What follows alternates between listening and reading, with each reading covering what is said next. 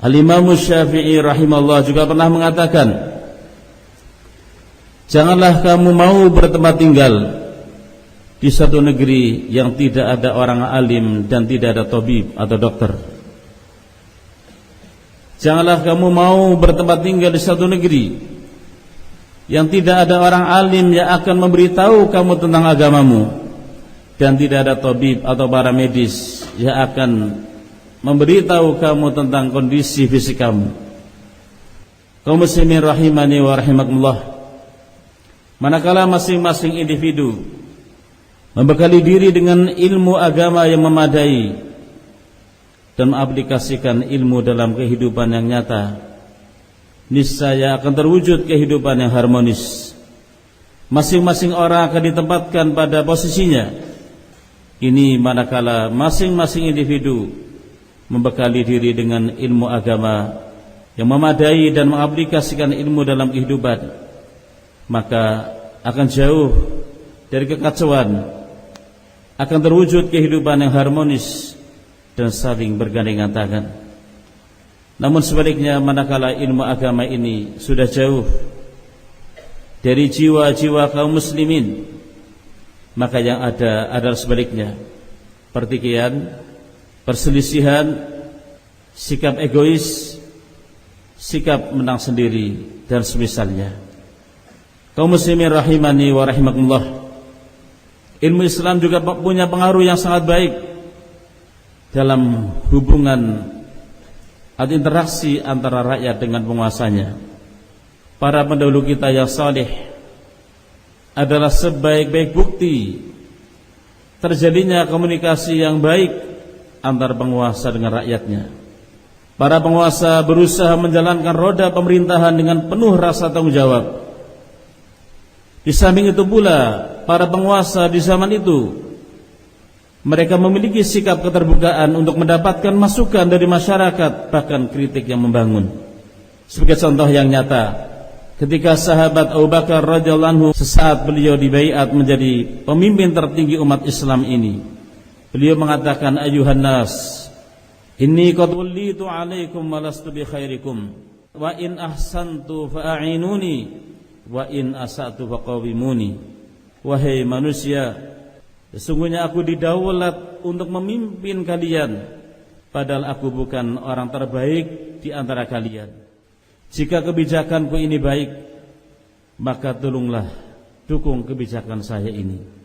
Namun jika kebijakanku keliru atau salah, maka luruskanlah aku. Sikap keterbukaan yang dicontohkan oleh salaf ini, oleh Abu Bakar, ini semua adalah buah daripada ilmu yang ia timba dari Rasulullah sallallahu alaihi wasallam. Seorang yang rendah hati.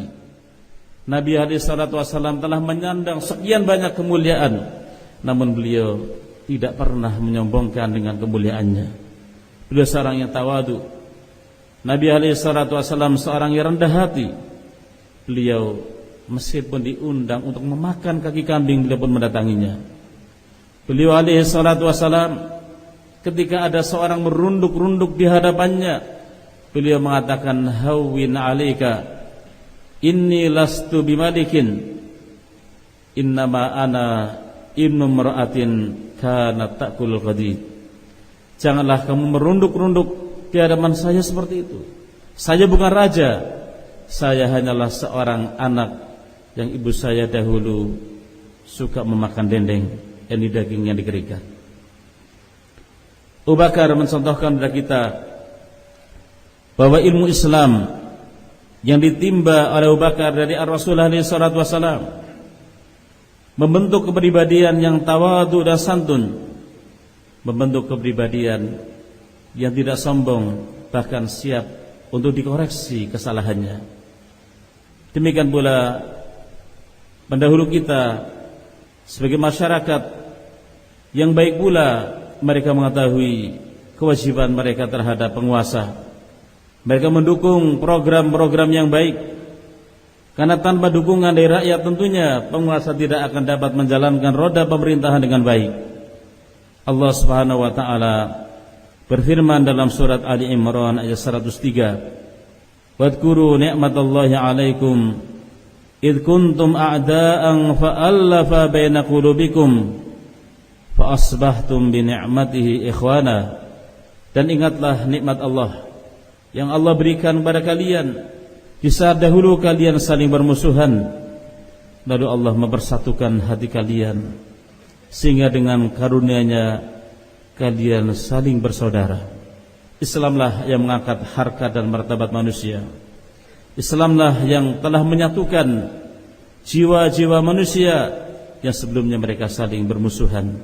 Ilmu Islam yang sumbernya adalah Al-Quranul Karim dan hadis Nabi sallallahu alaihi wasallam adalah pemersatu umat, pemersatu bangsa yang sebelumnya mereka saling bermusuhan. Sehingga benar kata sebagai salaf, nahnu qaumun a'azzanallahu bil Islam.